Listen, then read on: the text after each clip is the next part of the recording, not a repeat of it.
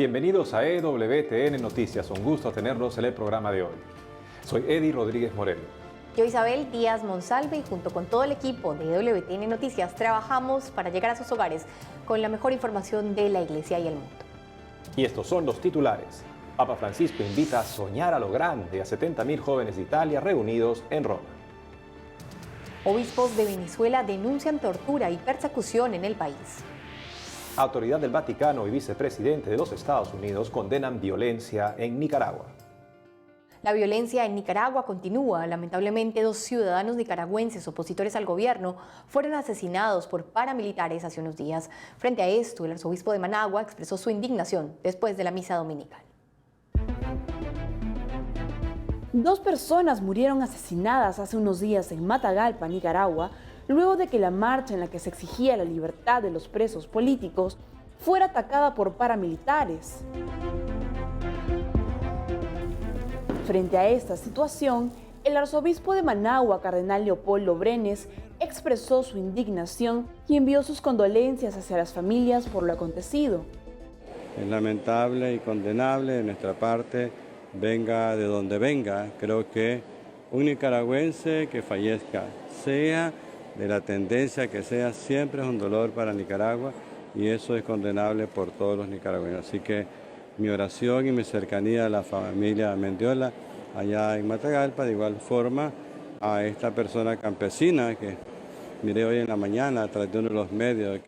Asimismo, el purpurado pidió que ni un nicaragüense más sea asesinado y lamentó la cantidad de personas que están todavía en las cárceles. Esto en referencia a los que están presos por haber participado en las protestas contra el gobierno de Daniel Ortega. Pues lamentamos la cantidad de personas que están todavía en las cárceles, ¿verdad? Yo creo que eso es bien triste. Entonces yo quisiera pues y que oremos por todo y le pidamos a nuestro buen Dios que ojalá puedan pronto lograr la libertad estas personas. Finalmente, el cardenal Leopoldo Brenes habló sobre el diálogo nacional y reiteró que los obispos están haciendo todas las gestiones posibles con autoridades del gobierno para que el tema sea retomado luego que quedara estancado en junio pasado.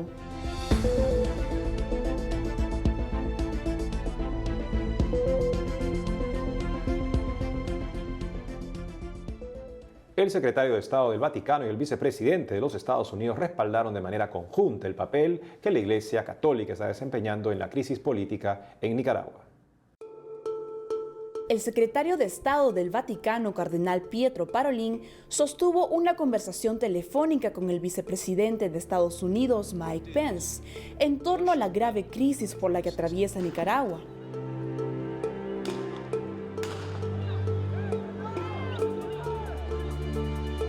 En diálogo, ambas personalidades expresaron su condena a la ola de violencia desatada en el país y dieron su respaldo al trabajo de los obispos nicaragüenses. De acuerdo a una declaración emitida por la Casa Blanca, el vicepresidente Pence reconoció la ardua labor que realiza la Iglesia Católica en el país centroamericano, no solo como mediador en el diálogo con el gobierno, sino como garante de los derechos humanos, la democracia y la libertad religiosa. En los días pasados, Pence ya había hecho declaraciones de respaldo al papel ejercido por la Iglesia, que en sus palabras se había convertido en blanco de una suerte de guerra, patrocinada por el presidente Daniel Ortega con sus declaraciones y con los ataques emprendidos por grupos paramilitares contra obispos y templos católicos.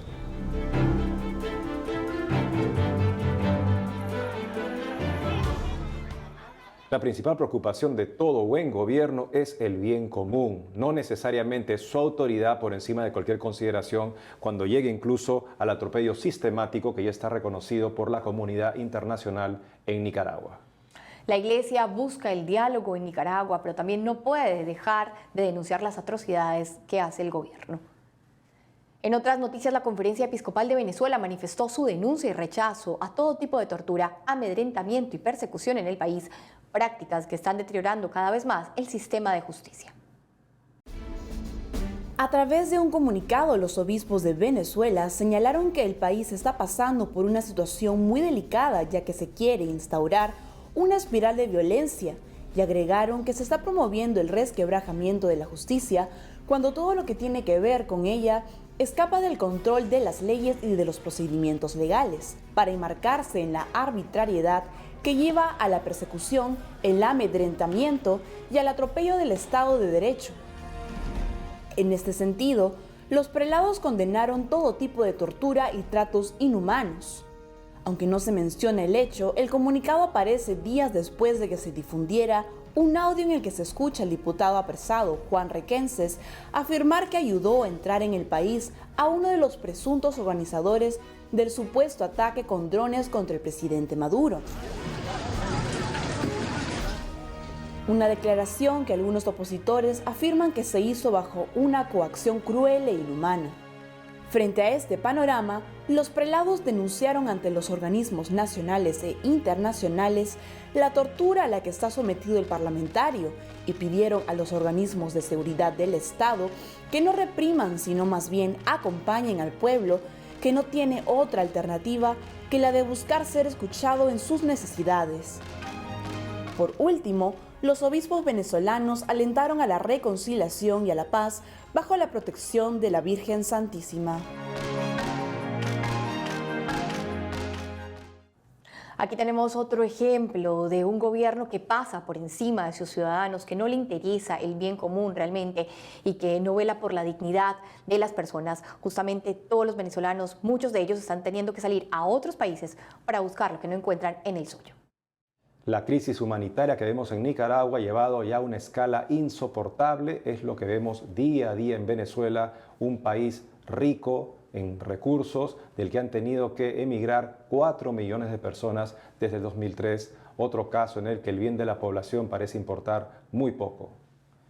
Por otro lado, el Papa Francisco tuvo un encuentro con 70.000 jóvenes en Roma, a quienes invitó a soñar en grande.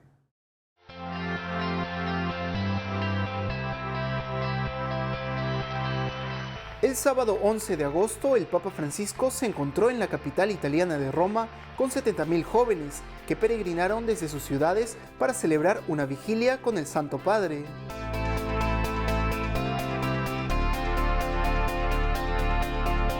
El encuentro se realizó en el Circo Máximo de Roma, donde el pontífice fue acogido con gran entusiasmo por parte de los jóvenes, quienes le resaltaron la importancia de los sueños. Es triste vedere i giovani. Es triste ver a los jóvenes en el sillón, viendo cómo pasa la vida delante de ellos. Lo he dicho otras veces, un joven sin sueños que se jubila con 20, 21 años es triste. En cambio, el joven que sueña va adelante, no se jubila. No va in pensione presto.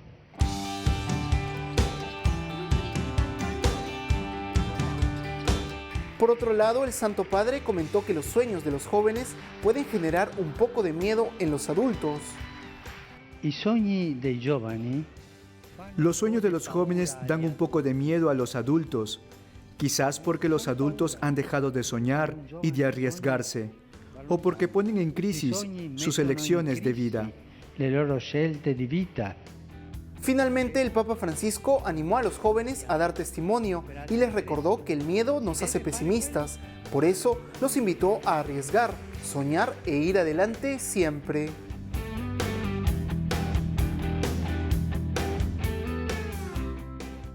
Y continuando con este gran encuentro de jóvenes en Roma, el domingo durante el rezo del Ángelus, el Papa Francisco los recibió en la Plaza de San Pedro, donde les dio unas recomendaciones para renunciar al mal. Los 70.000 jóvenes peregrinos de la iniciativa Por Mil Caminos, que llegaron hasta Roma desde diferentes partes de Italia, participaron de una Eucaristía celebrada en la Plaza de San Pedro por el presidente de la Conferencia Episcopal Italiana, Cardenal Gualtiero Bassetti. Posteriormente, el Papa Francisco accedió a la Plaza de San Pedro y en el camino saludó a los miles de jóvenes presentes. Antes de rezar el Ángelus, el pontífice exhortó a los participantes a ser fieles a las promesas hechas a Dios. Para contristar al Espíritu Santo, es necesario vivir de manera coherente con las promesas del bautismo, renovadas en la confirmación, de manera coherente, no con hipocresía. El cristiano no debe ser hipócrita, debe vivir de manera coherente, ya que estas promesas tienen dos aspectos: renuncia al mal y adhesión al bien. Esta renuncia al mal significa decir no a las tentaciones, al pecado, a Satanás. Más concretamente, es decir no a una cultura de muerte que se manifiesta en la fuga de lo real hacia una felicidad falsa que se expresa en la mentira, en el engaño, en la injusticia, en el desprecio del otro. El Santo Padre también hizo un llamado a los jóvenes a ser protagonistas del bien y dejar de lado la apatía y la tibieza, ya que son actitudes contrarias al Evangelio. Asimismo, aseguró que cada uno es culpable del bien que podría hacer y no ha hecho. Finalmente, el pontífice bendijo los dones que los jóvenes llevarán a la Jornada Mundial de la Juventud JMJ Panamá 2019 del 22 al 27 de enero, el crucifijo de San Damián y una estatua de la Virgen de Loreto.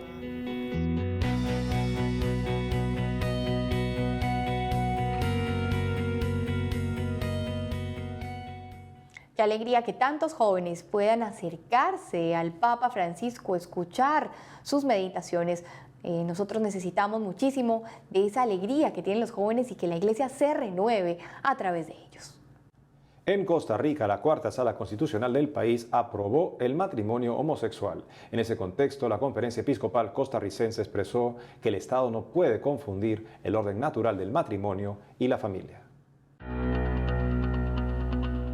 La cuarta sala constitucional de Costa Rica aprobó con 6 votos contra 1 el matrimonio entre personas del mismo sexo y le dio al Congreso 18 meses para adecuar la legislación. Frente a esto, la Conferencia Episcopal Costarricense se pronunció mediante un comunicado y lamentó que este fallo le haya restado importancia al origen y función natural de la familia, advirtiendo que sería injusto pretender igualar la unión de personas del mismo sexo con la del matrimonio, porque aunque se busque no discriminar a las personas homosexuales, no autoriza al Estado a confundir el orden natural del matrimonio y la familia, la cual es la unión monogámica y heterosexual de cuyo amor conyugal se generan los hijos, y por esta razón merece la protección del gobierno. Además, en su mensaje, los obispos del Episcopado de Costa Rica señalaron que la Iglesia mantiene su convicción de que la familia sigue siendo, y lo será siempre, la célula básica de la humanidad, porque en ella se procrean y se educan los futuros ciudadanos de toda sociedad.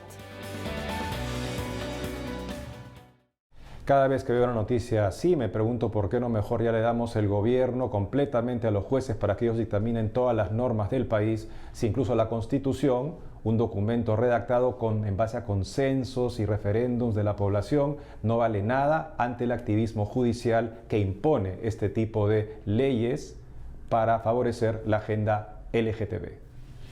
Amigos, tenemos que hacer una pausa, pero al volver, obispo expresa dolor e impotencia por niños víctimas de atentado en Yemen. Arzobispo de Monterrey peregrina junto a cientos de personas de su comunidad hacia la Basílica de Guadalupe. Ya retornamos con más información en EWTN Noticias.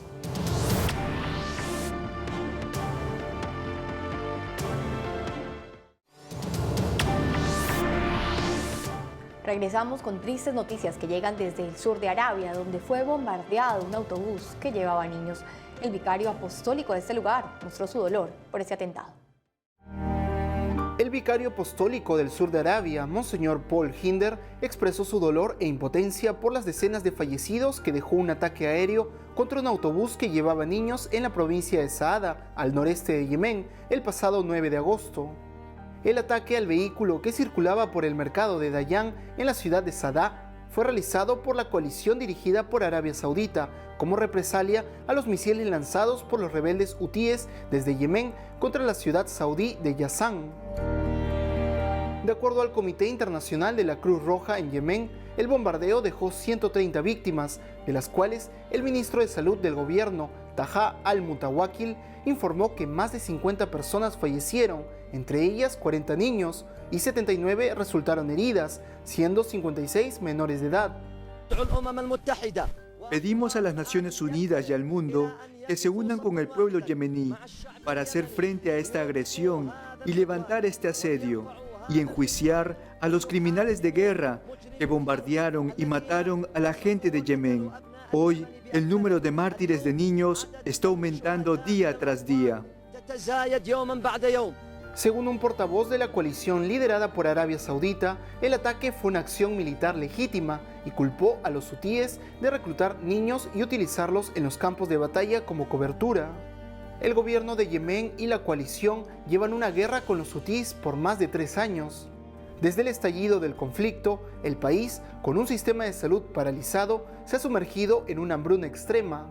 Hasta el momento, Yemen se ha convertido en la peor crisis humanitaria del mundo, con más de 22 millones de personas necesitadas de asistencia humanitaria.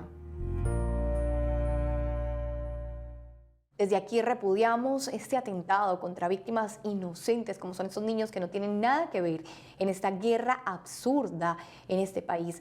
Nuestras oraciones por las familiares de los pequeños y por todas las personas de este país que necesitan tanto de la paz. La guerra, como decía el Papa, como dice el Papa Francisco, es un camino sin retorno y lo ha sido lamentablemente en esta ocasión para estos niños, hermanitos nuestros que comenzaban su vida. Tras el rechazo del proyecto de aborto en Argentina, el arzobispo de Montevideo, en Uruguay, cardenal Daniel Sturla, destacó que la Iglesia nuevamente ha salido a la defensa de la vida y aseguró que lo hará en todos los países, siendo mayoría o minoría. Tras el rechazo del proyecto del aborto en Argentina, el arzobispo de Montevideo, en Uruguay, cardenal Daniel Sturla, destacó que la Iglesia nuevamente ha salido a la defensa de la vida y aseguró que lo hará en todos los países, siendo mayoría o minoría. El purpurado así lo expresó en su espacio semanal de la radio oficial de la Arquidiócesis de Montevideo y enfatizó que en un tema tan controversial como el aborto, siempre hay posturas distintas y mentiras. Esto último en referencia al exagerado número de prácticas abortivas y los poderosos intereses económicos que hay detrás de ello. De esa manera, el cardenal Sturla argumentó que una vida humana individual, por su carga genética propia, tiene el derecho a la vida, que es el primero de los derechos humanos. Además, puntualizó que son en estos momentos en los que se pretende callar a la Iglesia en su defensa del no nacido, con los pecados y abusos de algunos de los clérigos, pero sin embargo, por eso no se le puede silenciar. Finalmente, el arzobispo de Montevideo dijo que espera que el reciente fallo en el Senado argentino ayude también a buscar soluciones positivas respecto al aborto en Uruguay. Qué gran causa es la causa de defender a la persona humana desde sus inicios hasta su muerte natural. Y nos ha caído justamente a la Iglesia en estos tiempos ser la principal defensora a nivel mundial de la vida y la familia.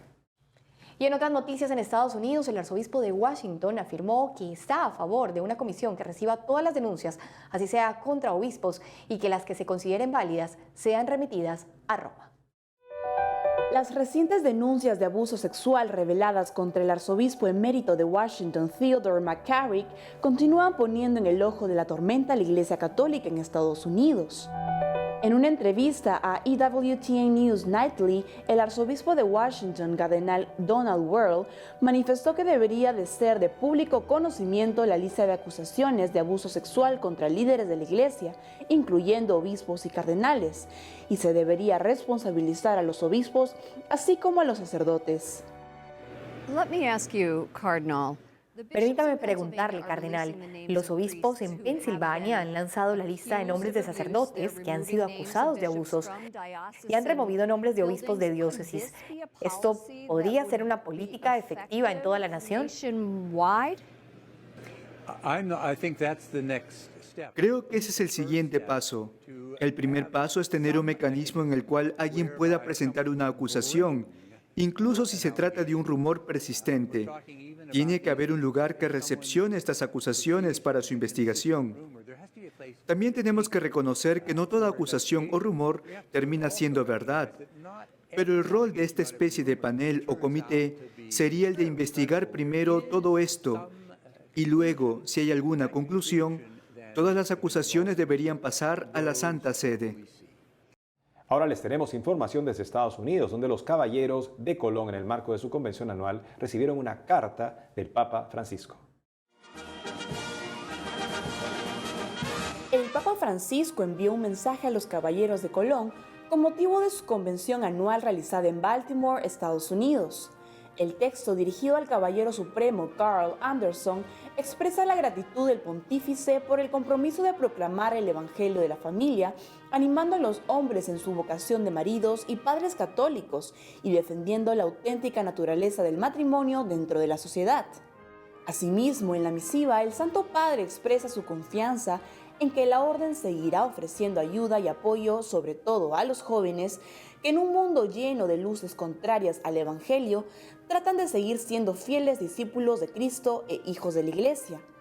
El mensaje también evoca el carisma y la importante historia de la Orden, y el vínculo inseparable de fe y caridad que llevó a los primeros caballeros a trabajar por una sociedad fraterna mediante la formación cristiana y el apoyo recíproco de los miembros. Por ello, el Papa Francisco anima los esfuerzos perseverantes de los caballeros de Colón en todos los niveles para ofrecer testimonio del amor de Dios mediante la solidaridad con los más pobres y necesitados. Finalmente, el pontífice pide a los miembros y a sus familias que sigan rezando por la paz en Medio Oriente y la justa solución de los conflictos. Esta carta es un elogio extendido que pasa lista a todas las excelentes iniciativas y las campañas, los actos que realiza esta gran fraternidad, la más grande fraternidad de la Iglesia de los Caballeros de Colón. Enhorabuena para ellos y que todos aprendamos como ellos a darnos mucho bien que hacer, porque el mundo ciertamente lo necesita.